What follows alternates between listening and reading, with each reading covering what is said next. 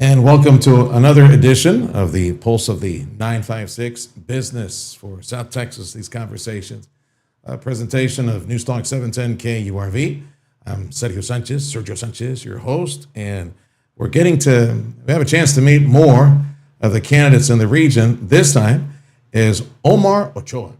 That name Ochoa was a part of my young reporter life as a wet behind the ears young reporter at KURV. My goodness, like 30 years ago, like 25 years ago. That's when Omar's dad was at City Hall.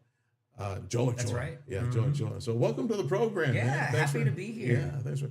How's your dad doing? He's doing great. Thanks. He's still working, hasn't slowed down at all. You can always find him at Ochoa's Pharmacy. And he's doing really well. Thank you. You can level with me. He's a vampire. I'm right? It's like I don't know what he's on, but he looks great. I hope I inherited those genes. I'll tell you what, Joe Ochoa, if you're watching, God bless you, brother. I have fond memories of him as a young reporter. He always made time, phone call away. Yes, Would see me absolutely. at the pharmacy, Yeah. and I joked with him at a candidate forum that we had several days ago, thanks to the Edinburgh Chamber. And there he was, front row. That can't be Joe. He took a time machine from back in the late '90s to come and be with us today. Yeah. He's anyway. Big hug to you, Joe. Thank you for joining us. Omar Ochoa, attorney Omar Ochoa. Yes. Okay, man. Before you tell me about a little bit more about yourself Sure. and your family. Why do you want the aggravation and the stress of running for City Hall, man? That is a great question, to tell you you want the to be truth. mayor? This was not anything that was in the cards for me. I grew up in it. I saw Dad be mayor for 13 years in the city of Edinburgh, and he did a fantastic job. But I'm familiar with kind of the toll that it takes on things. I was a city attorney for 6 years. Also, a job that I was not necessarily wanting, but just kind of came up. Stepped down at the end of last year. And really enjoyed it. But I was ready to go back to my law firm, concentrate on growing that. My wife and I have got personal things kind of going on. And so that was it, right? I was ready to kind of return to that type of private life. But obviously, this came up, Mayor Garza with his health diagnosis.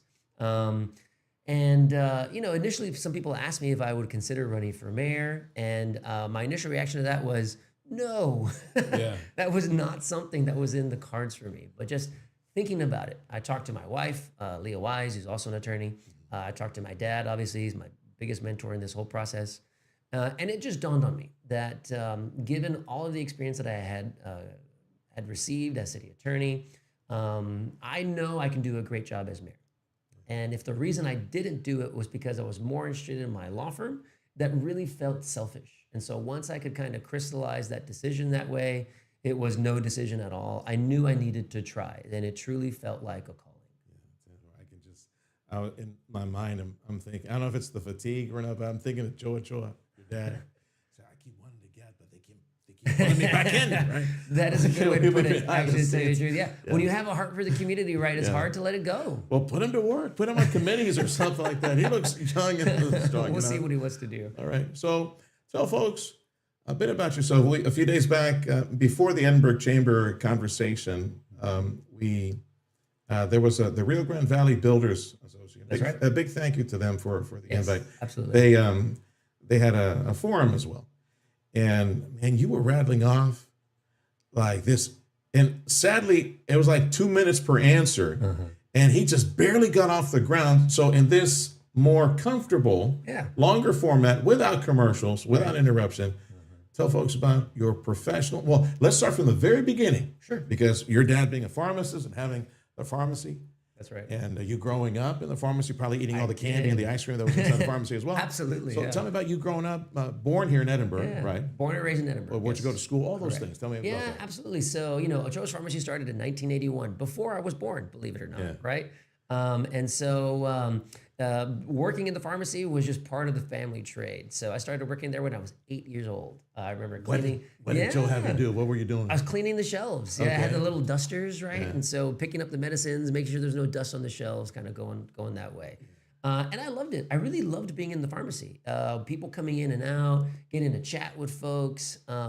It was just a lot of fun. I really, really enjoyed it. I was always really keen on what my dad was doing. My parents are big heroes of mine, and so just kind of being at their feet throughout the day was something that I actually really enjoyed. So I went to Freddie Gonzalez Elementary School. Very proud of that, kindergarten through fifth grade. Was it the sixth grade campus when such a thing existed in Edinburgh? Doesn't exist anymore. Memorial Junior High, and then Edinburgh North High School, and graduated in 2002. When you were in high school, like what did you do? Were you like a band kid? Were you in the debate team? Like what'd you do in high school? I was in a little bit of everything, to tell you the truth. And so I was. To your academic detriment, or were you able to No, do all I was- A's and everything else? I was right? able to balance it as best as I could, right? So I was in the band. I was on the drum line, okay. and loved that. Did that for the first 3 years of high school. Was also on the golf team, part of the varsity golf team since as a freshman, kind of all the way through, and really enjoyed that. But on the academic side was kind of where I really enjoyed things. And so I was on the mock trial team. I was on UIL science. I was on the debate team for a little while when we had one. And just really kind of, I was on academic decathlon, all the nerdy stuff that you can think of. I was really throwing myself into that in the high school period.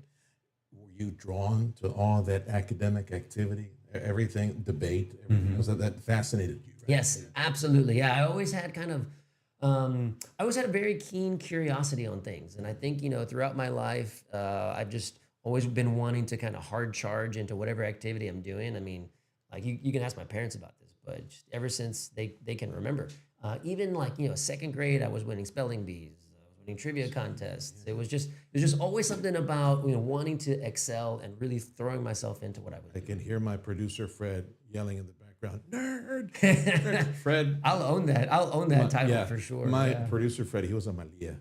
He was like a black trench coat, long hair, just bad attitude, never excelled in it. That's why he wound up in radio.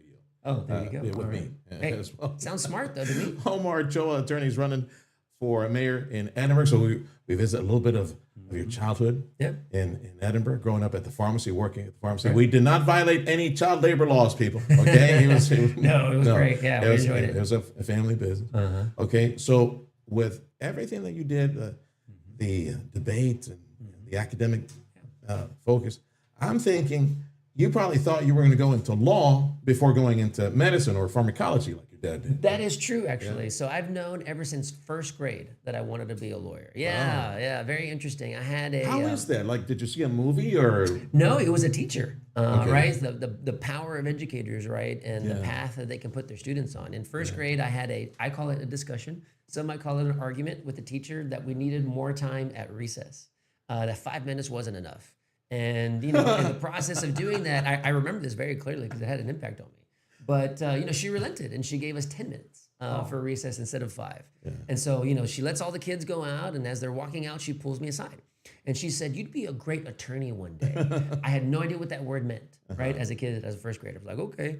So I ended up going home and I remember telling my parents, "Hey, I'm going to be an attorney one day." And there's the look of pride that beamed across her face. I was like, okay, I'm really on to something. And just ever since then, the thought really stuck that I was going to be a lawyer. Yeah. At that age, little kids are answering questions. Remember the movie Liar Liar? Remember that Yes. as a little Oh, kid? yeah, It's yeah. like, so what does your dad do for a living? Oh, my dad's a liar. You mean Oh, so lawyer. you mean lawyer? No, he's a liar. That's true. I love. Yeah, one of no, my- but for me, I always saw the honorable side of it.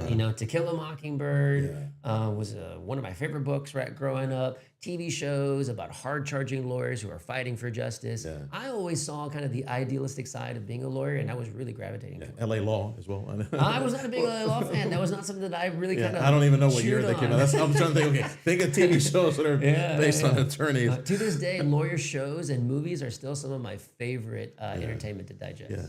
You can't handle the truth. Great movie. Omar Ochoa, attorney running for mayor of Edinburgh. Okay, so take us to college. Yeah, and your absolutely. studies. So I ended up graduating at the top of my class at Edinburgh North High School. Passed a ton of AP tests. There goes Freddie, my man. Nerd. That's There goes right. again. Keep it rolling. Right. Keep that going. So I ended up going to UT Austin and went on a full academic scholarship.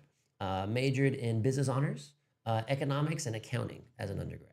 And I ended up getting my master's in accounting as well, and, and became a CPA. Very nice. No, it was great. I love numbers. In UIL science, I competed on the state level in physics and all these kinds of things. So numbers have just always kind of gravitated towards me.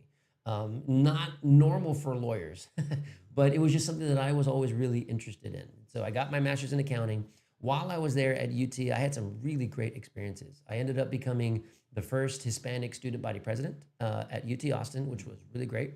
I worked for State Senator Juan Chuy Hinojosa for a couple of legislative sessions. Got exposed to all that happens on the state capitol. And so just really wonderful experiences. After that, though, I ended up leaving and left to Detroit and worked for General Motors. I was a senior financial analyst on the CFO's financial analysis team. That's your accounting education That's applied. that's correct. Yeah, even though I had known I wanted to be a lawyer, I liked accounting so much, and this opportunity that I had working for the CFO of GM was something I'd never anticipated. Never thought I would move to Detroit, right, of all places, growing up on the border. But it was an amazing job, splicing and dicing billions of dollars in business results for General Motors all over the world, coming up with charts and explanations for why GM was either making money or losing money on product lines, helping the CFO come up with presentations to the CEO, the board of directors, the automotive strategy board. It was a really cool education in diving deep into kind of hardcore financial numbers. Now, you'll excuse me if I was a little too excited a moment ago, saying, yeah, cool, like accounting. Is that my wife, she's been teaching like for 17 years now at the university, got her master's in accounting a long time ago. And so it pretty much is part of the family. But I know I describe it to my older son, who is also studying accounting. He just started. He's got a couple of years in his pocket, my son, because thank you to Edinburgh Collegiate. There you go. So, okay. But I tell him, it's a puzzle. You got to figure out the puzzle, decipher it, and know how the different the ledgers of the different documents connect to each other, and you be able to read the life situation of any business, of any government. How long did it take you to decipher that puzzle, the accounting puzzle? So, okay, I get it. I see where all these forms connect to each other. How long did that It's take? so true. I had some really great classes, but you're right. Being able to kind of tear apart a financial statement is a really great skill. One of my favorite classes that I took was financial statement analysis. We're gonna really nerd out here, but I'll give you an example for all of the football fans out there, and I love football. If you don't look at the final score and somebody just shows you yardage, pass yards, rushing yards, number of first downs, time of possession, turnovers, I bet hardcore football fans could guess what the final score was just based off of all of those line items. It's the same thing for finances, right? Look at revenue, expenses, margin, all of these little line item details, and you can guess the health of a company based off of that. And when you can splice and dice numbers, tell a story with numbers, it's a very powerful thing to be able to have ideas and actions rooted in real data. I understand. It's like the Cowboys. You see how many interceptions, how many rushing yards by the opponent. Yeah, it's another loss for the Cowboys. Unfortunately, yes. By the way, football fan? Absolutely. Oh, yeah. Love football. The University of Texas Longhorns. Yeah. I've been going to those games ever since I was a kid. Producer Fred, he says horns down. Oh, boo. It's okay. He's an Aggie fan. He's an Aggie fan. Totally fine. So am I, actually, except when they play UT. Yeah. NFL. I'm a Cowboys fan. Yeah, growing up, it was a Cowboys and Oilers household. Once the Oilers skedaddled, it kind of just defaulted to the Cowboys. Yeah, you would not be a Valley boy if you said otherwise. So I forgive you. All right. All right. I am, by the way, I am the chairman of the Cowboy Fan Hating Society of South Texas. So it's a pleasure meeting you, sir. That's fine. Absolutely. Yeah. And I'm just glad they're losing because you have a lot of material to work off. We sure do these days. Absolutely. We sure do. Okay, so you're in college. And then after college and after that gig in Detroit, I remember you said you bolted and you started legal work. I did, yes. For an impressive, thanks. Eventually person who became a justice. Absolutely, that's right. So I ended up going back to UT for law school.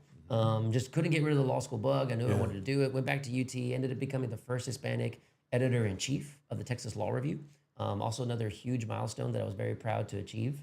Won a national championship in moot court. They actually lit the tower burnt orange with the number 1 for my win. It was excellent. I have a great picture, right, to prove it.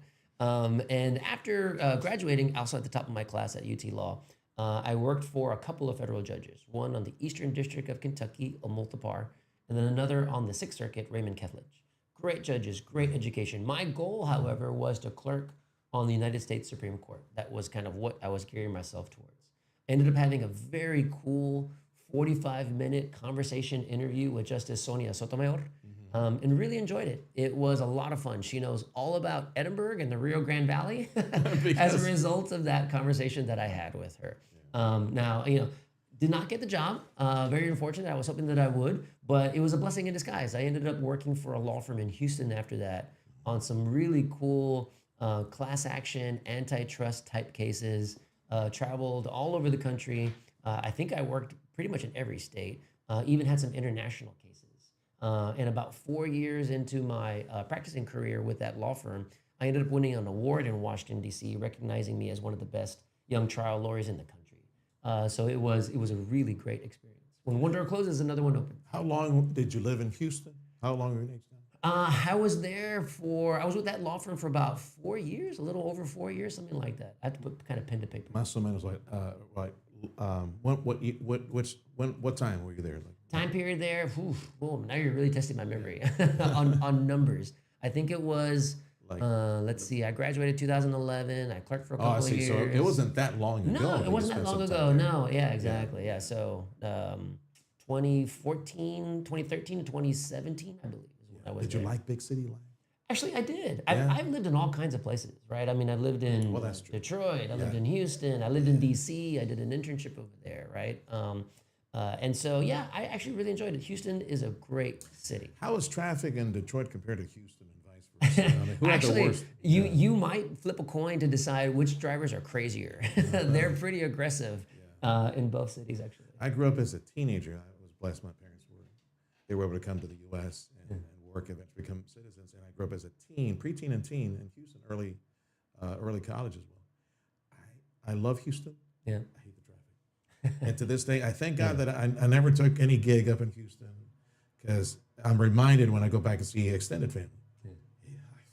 I hate it. And it's bad enough here in the Valley, but Houston is exponentially worse. Yeah, that's completely different. Yeah, you got to kind of find your enclave, and hopefully you don't have to zigzag all across the city, because it's a large place.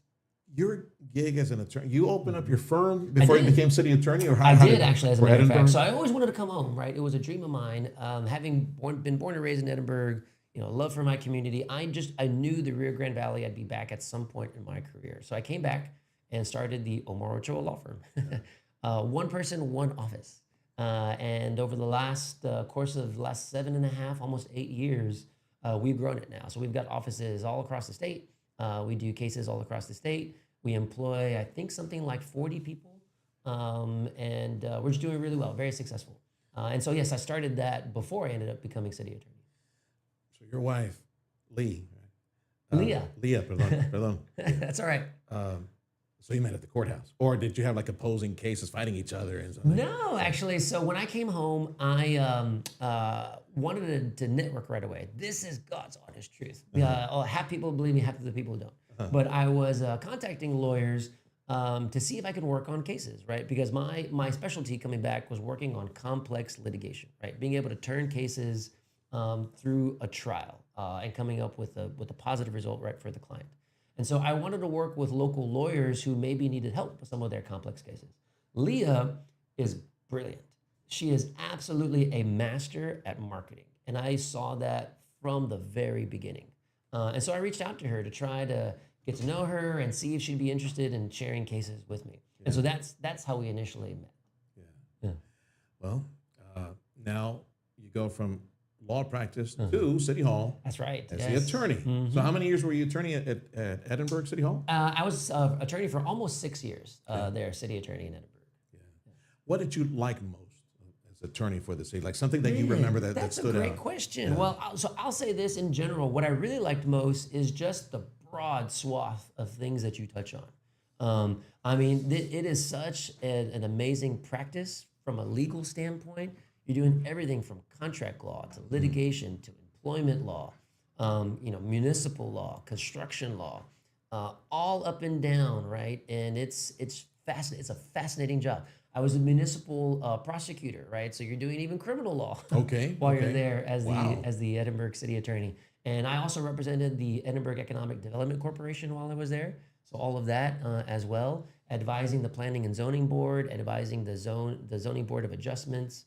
So I mean, it is like an all-encompassing legal job, and that was something that was really fascinating. And that is a full resume. Yeah, From employment law to economic development to all the all way this across. contract. Yeah. Well, So yeah, don't sleep. Anybody who's in law yeah, school right now, don't sleep on being a municipal attorney yeah, because you that get to is touch on all that kinds is a of rich, crazy things. yeah, that's a rich experience over at City Hall.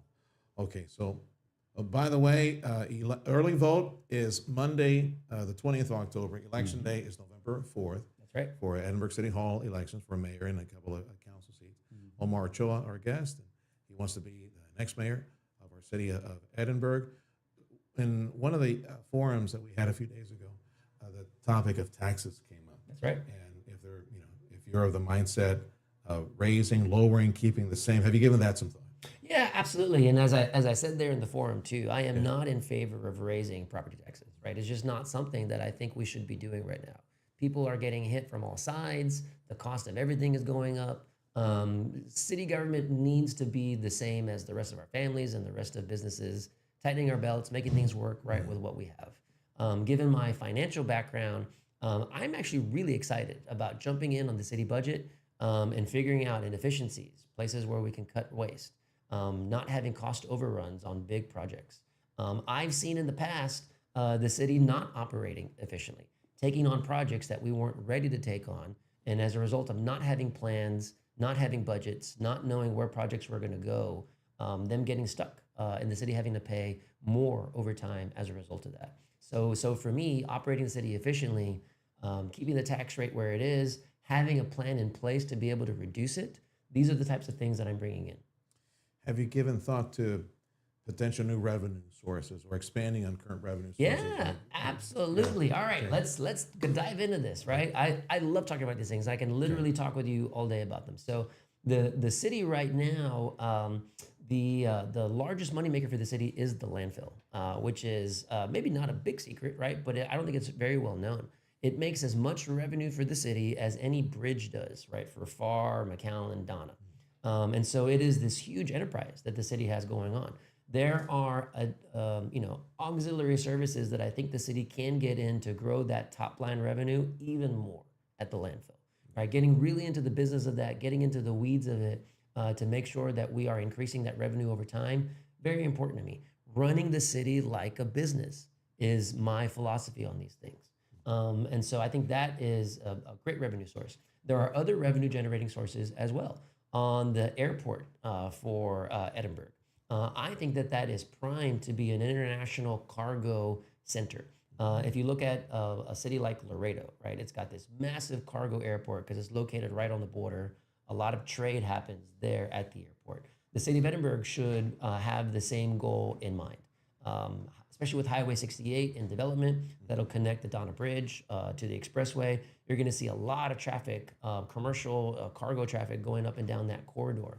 The Edinburgh Airport has miles to develop, and I think it's just a golden opportunity, literally golden opportunity. If the city makes the right investments and nurtures that airport, that'll be a big revenue driver in the future. With Edinburgh being the county seat, and you got Bird Ogden Arena, and you got the university, the medical school, and all those resources, what do you think would be the industry that the city needs to go after, the type of business, with the hospital, with the medical school and the hospital, all those things? So what is, in your mind, what should be the focus of EDC? Yeah, I see three hot sectors that I think the city that really can and should dive into. One of them being healthcare. I think that's very straightforward, right? The city of Edinburgh has two major healthcare systems, South Texas Health Systems and DHR, along with Driscoll Hospital. Yeah. We also have a medical school located at UTRGV. The medical field is booming in the city of Edinburgh, and I think we should continue to attract those jobs because those are higher paying jobs, and we want more of that. For example, I would love to see a VA hospital built and located in the Rio Grande Valley and specifically in Edinburgh. There's not a VA hospital right now in the RGV. And so I think, those types of bringing in more medical fields, more medical services is going to benefit the city from a revenue standpoint, from an income standpoint for its residents, but also just public health in general. So that's one. Two, the tech sector, I think is something that the city can focus in on as well. We have Zoho, which is an international software company, now moving into Edinburgh. They bought the Echo Hotel. and are transforming it into a conference training center for themselves. They have additional property on the north side of Edinburgh that I would love to see them build some kind of a larger tech campus. But UTRGV produces some very smart technology-driven students on the software side, on the information management system side. And I think selling that to more tech companies is great, especially with things like SpaceX and Brownsville. There's just a lot of synergy that I think that Edinburgh can kind of be the hub for. And then, I'm going to finish with that. I'm sorry. please, Go please. ahead. And then the third one, and I'm sorry for being long-winded. No. We got plenty of time. Great. We don't have to go Awesome. to commercial break. Woohoo. Excellent. We're good. And then the third one, I think, are trade jobs. And I think this is something that the city can really take advantage of. We have UTRGV. We have South Texas College. We have the Edinburgh School District. These are some heavy players in the education industry. And to have a school in Edinburgh that really focuses on trade skills, electricians, plumbers, HVAC specialists, but also the higher end, like EV engineering specialists, right? Working on electric vehicles, which there's a lot more of on the road now. I see this as a major potential for the city of Edinburgh to have more trade skill jobs because, not everybody wants to go to a four-year college. Not everybody needs to. And so the ability for people to jump straight into a trade school education, I think is a great thing. And I saw not that long ago, Superintendent Mario Salinas was on your program talking about the same thing, right? Wanting to have more trade education for people in Edinburgh, and I completely agree with that. We have a professional relationship with the Edinburgh School District. They have, we're blessed in that they have used us as a communication forum on a weekly basis, in fact, during the school year. And I have to say I'm beyond honored because I know ECISD is a leader with a 109,000 square foot facility for trade and technology, teaching our workers to be HVAC specialists, electricians and plumbers and welders. That's right. We got classes that are coming out of Edinburgh, and these kids are jumping in their car and going straight to the port and making, I bet some of them probably making a six-figure salary right now. Absolutely. These are gold collar jobs. Right? Not Yes, blue sir. collar jobs, they are gold collar jobs. And You we want didn't more of copyright that, right? Because I told you I was going to steal that and use it for. Well, I borrowed it actually. Oh, really? Also from the president of South Texas College. So I'll give you credit for that. All right. Okay. But yes, these are gold collar jobs. Yeah. And the city of Edinburgh, I think, is poised. If we can all come together, the city working with the school district, with South Texas College, and with the county, we can make this happen. Let's pivot to regionalism because it's an easy segue on that one. From your point of view, what is Edinburgh's role when it comes to regionalism, working with the neighbors and working with the county next door, Brownsville, and locking arms and throwing the net out there and capturing industry? Where do you stand on that? No, absolutely. I think we have to. We as a region are able to leverage our population size, our economic size, the size of our needs, right? When we come together on big issues. For example, sources of water in the future is a main issue that a lot of us need to start putting our energy towards. But that's a regional question, and it's going to take, I believe, for the long term at least, a regional solution. Animal control is also another big regional issue, right? If one city is controlling their animal population and another is not, it's still going to bleed over. Drainage is another big regional issue. So you see these issues, right, where we do need to come together on the between the cities, with the county, with the state officials, to be able to address some of these longer term needs. And I think, we've seen some success of this in the past. If you look at UTRGV, for example, it was a combination of UT Pan Am in Edinburgh and South Texas College. So forgive me for not remembering the name, but the institution in Brownsville. The two of them joining together. Yeah, Texas Southmost. There you go. Yeah, Yes. Texas Sorry. South. I know about Edinburgh more than Brownsville. But the two of them coming together to be UTRGV gave them access to PUF funds, the Permanent University Funds. And look at what they've been able to do across campus with that. And then, the things like the Regional Mobility Authority is another example of this, bringing together the divided MPOs of all the cities so that we can have more access to TxDOT money for our transportation projects. So I think acting regionally is very important so that we can make sure we have our seat at the table that we deserve. Yeah, if you happen to see next time you walk out your front door and there's like a scorpion running around, That's somebody from Texas Southmost College. Yeah, put a scorpion on his front door. I Oh bet my he God. won't. I bet he won't forget now. We're the Scorpions. There you go. Yeah, I don't think they do that. I wonder if they still are the Scorpions. Texas South. See, I should know that. Texas Southmost College. Omar Ochoa is running for City Hall in Edinburgh. How do we get there on the regionalism side? Yeah. There are valiant efforts underway and some new ones. One I'm a huge fan of, which is the Rioplex concept. We have private industry working in tandem with the county leadership and city leadership and economic development offices, and throwing the net out there and literally like salespeople, door knocking on consulate office, trade attaches, and going to the conferences to make sure that we overcome our disadvantage in the valley. We don't have the name recognition of Houston, Dallas, or San Antonio.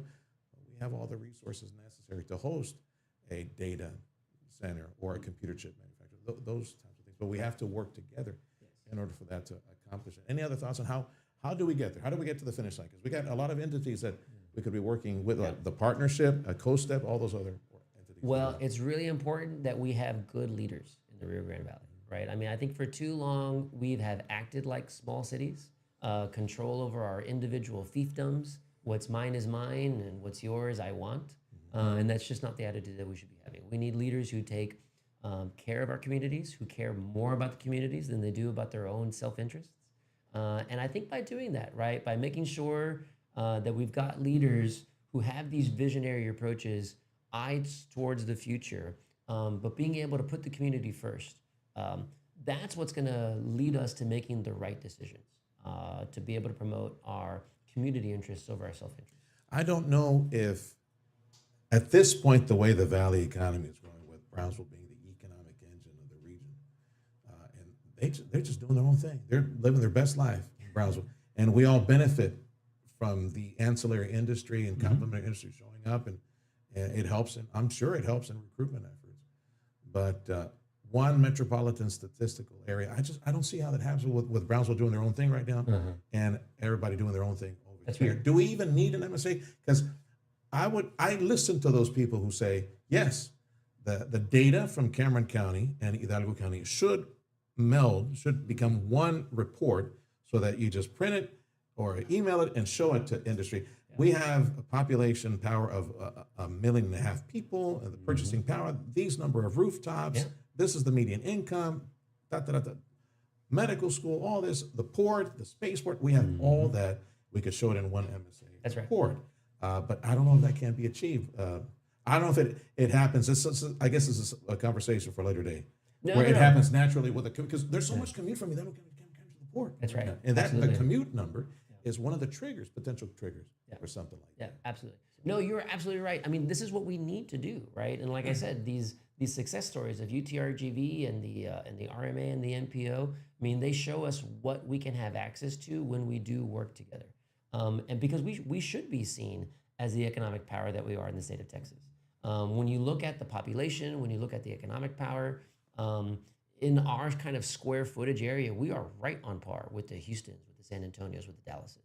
And so there's no reason why we should not be getting our fair share of resources. But if we don't ask for these things, if we don't demand them, then we're never going to get them. And so, I think having regional leaders that do have that future vision planning, those regional leaders that want to do what's right for the community, is super important for us to be able to advance. Omar Ochoa running for mayor in our city of Edinburgh.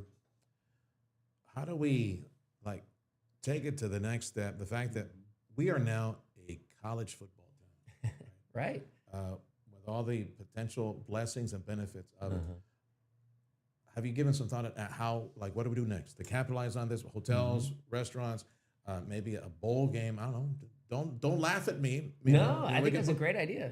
What do we do now to capitalize that? Yes, absolutely. So Edinburgh is a college town, absolutely, and we are growing more into that role. And I think we should keep that momentum to grow into being a college town. Downtown Edinburgh, for example, I think has the ability to really be revitalized as an arts, cultural, kind of entertainment type district, and that's going to bring even more students to want to stay here in the Rio Grande Valley, and then to attract students who don't live down here to become educated, fall in love with the area, and then stay here, right, to be professionals. But yes, concentrating on that economic revitalization of downtown, super important for the vibrancy, taking advantage of our youthful energy that we have, incorporating UTRGV students into city government work. I would love to see UTRGV students on city planning boards, for example, right? Not just going up to them and asking them what they think, but have them have seats at the table. There are multi-family units coming up in and around UTRGV where you're going to see a lot more students begin to populate there. Having an actual bus system that brings those students in and around into campus is going to create that campus life. And this is important not just for their own experiences in college, but for the future of Edinburgh and the Rio Grande Valley.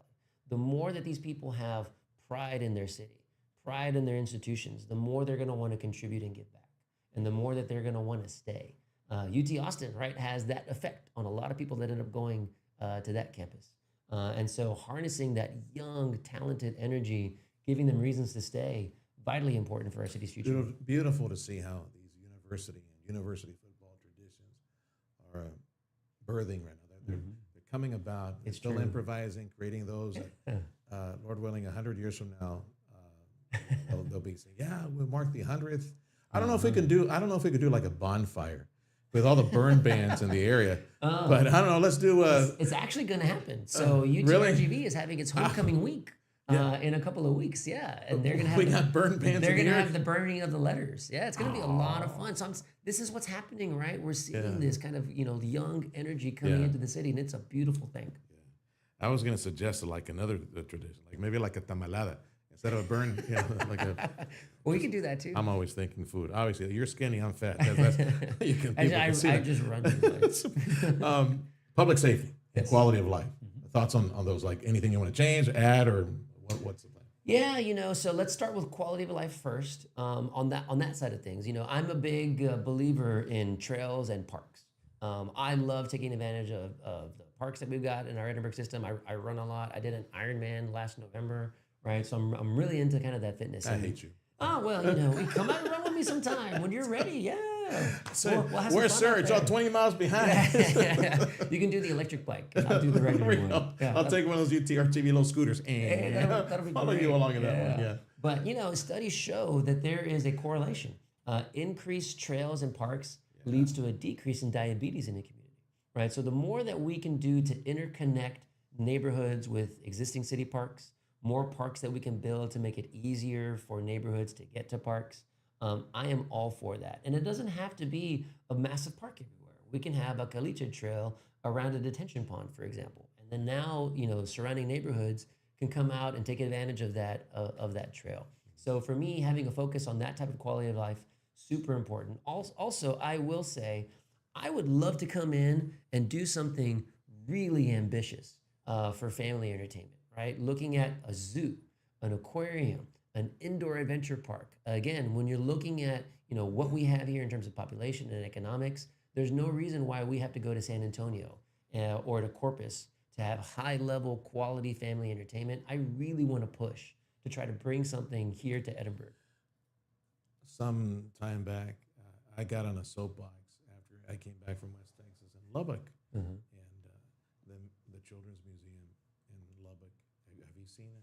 I haven't seen it. I haven't been there personally, but I'm aware of it. Yes. It's like a 3-floor structure, and anything that would spark the imagination, from physics to marine life to electricity. And they have so many different displays. From even like a dentist. They have like these big teeth that you go on into. It looks like you're inside a big mouth. They have spent a lot of. They have invested so much and created a beautiful children's. We lack now. Don't send me angry email, please, Brownsville. We have a children's museum. You're very nice. We love you. You're an hour away from Edinburgh in this area. Hour and a half in traffic. Well, come in, right? So, no, we need an innovative, engaging, imagination, provoking type of children's museum. We don't have. We have a nice museum at IMAS. They have a children's section. But I think we can do a lot better. Yes. In an area where we're launching rockets into space. That's right. Exactly. And the children are just, their little eyes listening, looking at these things. Yeah. For our workers, we can do a lot better. State-of-the-art facilities at UTRGV, high-end Yes. degrees. There's no reason why we can't be inspiring the smaller children at the same time. Could be on the campus of the university. Could be, Exactly. Yeah, but this is all creativity and this is all partnerships, right? So the city of Edinburgh can't do it alone. We have to work with the university, with our county, state, federal, public-private partnerships. Very important as well when those can work for everybody. But it's all just about having that ambition and that future-looking orientation. Oh, and public safety. Do you want to talk about that? Yes. Okay. Yeah, very, very important, right? So for us, when you look at a city government and you ask yourself kind of what does a city government actually do? There's a couple of really bare essentials, right? And it's things like providing infrastructure, right? Water, sewage, roadways.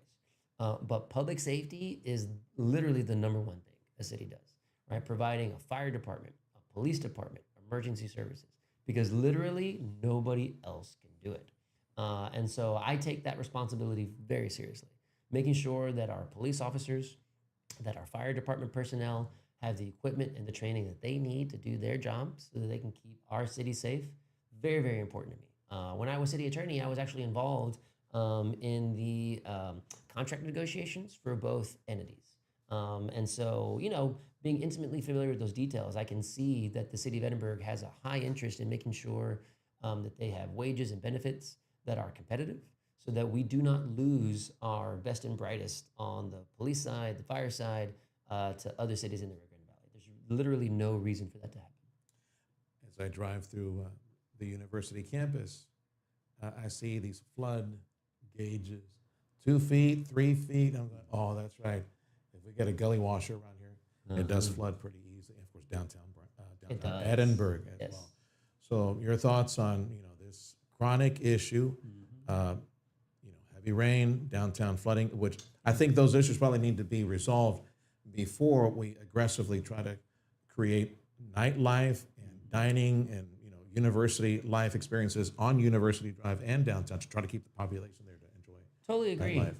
On the drainage side of things in general, right? It's a moving target. Anytime there's development somewhere in Edinburgh, it's going to change the drainage flows, right? A subdivision gets built up, and that's going to change the water pattern. And so for me, it's really all about master planning. What is the city's master growth plan going forward?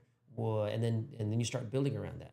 A drainage master plan that fits with that master growth plan, a master parks plan, a master roadway plan, so that we know where it is that we're going and we're not just responding to emergencies as they occur. This will help us, I hope, to get caught up and then to never get behind the 8 ball again in terms of drainage services. Specifically as for downtown, though, you're right. There are 2 big issues that need to get solved in order for more economic investment in that area. One of them is drainage, very much so. It's prone to flooding. The second is parking. If people can't come in and out, it doesn't matter what kind of great services you've got there. You're not going to have patrons of those people who are investing in downtown. Yeah. So those are 2 big issues that need to get addressed in town. Other infrastructure issues you've given some thought for the city? Yeah, absolutely. So, roadways, very, very important. The city needs to have a regular budget to be able to repave roads. And then I think to have, transparency in that. Have a list of the roadways that are being repaved on, an estimated schedule so that everybody can see when their neighborhood is on target, right, to be repaved. Aside from that, I would love to see a master roadway plan that shows road widenings. Wisconsin Road, for example, was an east-west corridor in Edinburgh that I think would really benefit from being widened from a 2-lane road to a 4 or 5-lane road. Chapin, same thing, right, on the north side of the city. And so, looking into these roadways to see what arteries we need to expand that's going to bring more of these economic investments, very, very important. Can I give you an example? If we have some more time? Yeah, we're good. So back in the 90s, when my dad was mayor, right, they were doing this. They were looking at Jackson, Alberta, McCall, and they were making, 4 or 5-lane roads. They were putting, oversized drainage and water pipes, and people thought they were crazy because there was nothing but cow pastures out there. But Yes. That's what it means to have vision, right? You can draw a straight line from those investments that were made all the way through the developments happening today to DHR's growth and Driscoll Hospital. But for the vision, right, of our leaders in the 90s to make those smart investments. And that's what I want to do coming in as mayor. Identifying the areas where the city needs to make smart investments so that we can spur the type of economic development that we all know is coming, but it's not going to happen on its own if we're not making those smart investments. And the advantage today compared to back then when your dad long ago was mayor, at least we don't have dinosaurs that threaten to bust all that drainage, all those new pipes. I know, they're all I'm gone. kidding, Joe. I'm kidding, Joe. Like it. Attorney Omar Ochoa, he's running for mayor in our city of Edinburgh. You have you told me you have a pachanga coming up here. I do, pretty soon. yes, absolutely. So as you mentioned, early vote starts Monday, October 20th. It'll be going until October 31st. So it's going to be a solid 2-week period. No excuse not to get out there and vote. But to motivate you, before that happens, this Saturday, October 18th, at Memorial Park in Edinburgh, we are going to have a Get Out the Vote pachanga starting at 5 o'clock. We'll have food, we'll have music, we'll have games, family entertainment. The headliner of the night is El Último Cadete de Linares. Okay. Great band. And so if you are in the area, or even if you're Wait. not, and just want to come hang hang on a out. second. Mario, our Spanish music program director's over here. El Último Cadete de Linares. What happened to them? Was it that they all die off or what? We only got one left? No, there's a bunch of them out there. Oh, so they broke off for yeah. creative. All of them sound really, really great. Oh, okay. Thank you. Thank you for that. Like, Yeah. The stamp of I approval. remember Cadetes de Linares. I remember that. But I guess they broke apart. Creative differences. They got into fights, and now I'll tell you what, give me a chance to do the research and I'll come back with all the branches and We the actually trees. had them here this past Sunday. There you go. Okay. In La Lake. All right. Yeah. Excellent. So yes, Pachanga's coming up this Saturday, Memorial Park in Edinburgh, starting at 5 o'clock. Get out there. We'll have a lot of fun. Anything else that you wanted to mention? Before I let you go? Well, I just really appreciate the opportunity to come in and speak with you about this. For me, I really want to urge everybody to look into all of the candidates. Look at qualifications. Look at education. Look at what we've done and look at what it is that we want to do. Do your research if you haven't made up your mind yet, because I can almost guarantee that if you look into all the candidates and what it is that we have done and what it is that we want to do, you're going to pick me to be your next mayor. It's a much more comfortable format, right? This whole podcast thing. This is a lot of fun. This beats having to answer everything in 2 minutes. And absolutely right. Yeah. A little All more right. relaxed. Thank you. All right. Appreciate the time. Thank you so much for joining us. And again, let me say the proper title for our segment. Otherwise, our online director's going to get mad at me. This was 710 KURV special presentation, The Pulse of the 956 South Texas Business Talk. I'm Sergio Sanchez. We'll see you next time. Thank you.